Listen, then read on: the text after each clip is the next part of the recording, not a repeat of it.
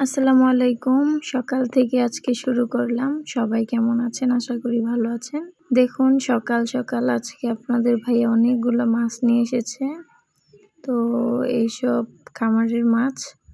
তো এই যে এগুলা ধরে এনেছে। তারপর আমি সবগুলা এক এক করে কেটে নিব।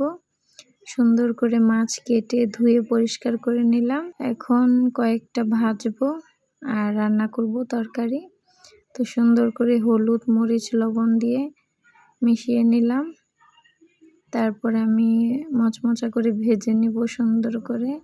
এই তো আমার মাছ ভাজা হয়ে গেল। মাছের মাথাটা তরকারিতে দিব। তো সিমটা দিয়ে সুন্দর করে রান্না করে নিব। এই তো তরকারিটা কষিয়ে নিলাম মশলা, হলুদ, মরিচ দিয়ে। তারপরে আদা বাটা, রসুন বাটা। এখন সিম, আলু তরকারিটা দিয়ে ফেললাম। সুন্দর করে কষিয়ে নিয়ে তারপরে পানি দিয়ে দিলাম সামান্য। বলক আসার সাথে সাথে আমি মাছের মাথাটা দিয়ে দিয়েছি, না হলে সিদ্ধ হবে না। তারপর এক এক করে মাছ দিয়ে লাস্টে ধনিয়া পাতা দিয়ে হয়ে গেল আমাদের আজকের মজাদার তরকারি।